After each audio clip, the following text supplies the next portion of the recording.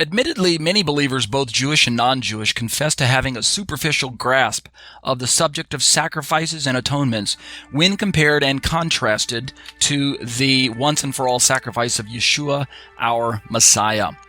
While not exhaustive, these short YouTube videos on the topic of sacrifices are nevertheless meant to hopefully nudge the average Christian towards a deeper and greater appreciation for this central part of our Bibles.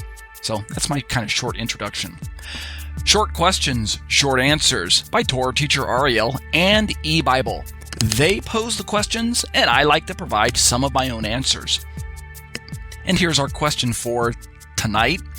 What does it mean in Leviticus 23 when it says, "Ye shall offer an offering made by fire unto the Lord"?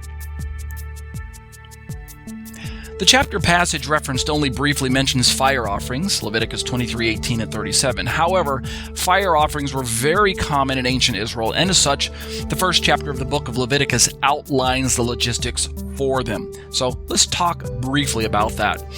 Quote, "The Lord called to Moses and spoke to him from the tent of meeting, saying, Speak to the people of Israel and say to them, When any one of you brings an offering to the Lord, you shall bring your offering of livestock from the herd or from the flock." End quote.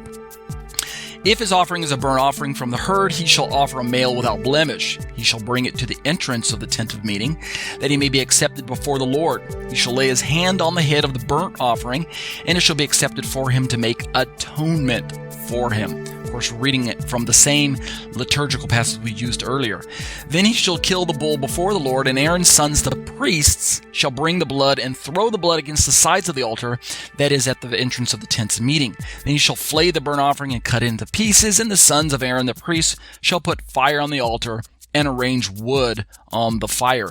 And this is a little longer than we read in our liturgy, but there's something here in this passage that I want to highlight for you.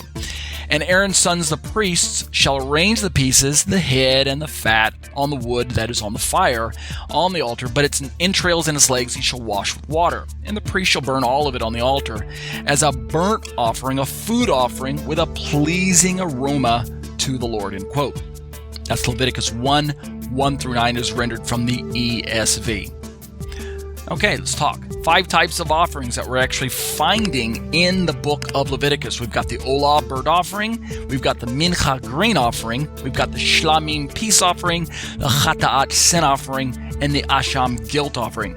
And this takes us from Leviticus 1:1 all the way through Leviticus 5, about verse 26.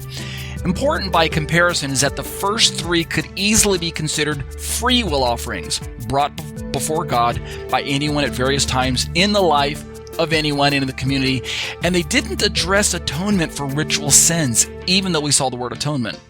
This means since they did not atone for sins of the flesh, the kind that stain the sanctuary of God, they could easily and essentially be brought as an expression of the thankfulness of an individual. This is an extremely important point that we're going to develop as we go through the study. The last 2, however, that were on that list of 5 were required to make restitution for various sins in the flesh, that is, ritual sins. Such offerings, the Chata'at and the Asham, are referred to as expiatory. That is, they atone for sin. They restore fellowship with God that was breached because of sins. So, very important for us to make that distinction. In conclusion to this short study, we know that our God was pleased with worshipers bringing burnt offerings, because the burnt offering, the fire offering, was completely burned up on the altar, that it was completely offered to God with nothing eaten by the worshiper. And the result was said to be reach nichoach l'Adonai, that is, a pleasing aroma to the Lord, an aroma that's satisfying, or a soothing aroma, or a restful aroma, if we look at this Hebrew word nichoach, from which we actually get the word for Noah as well.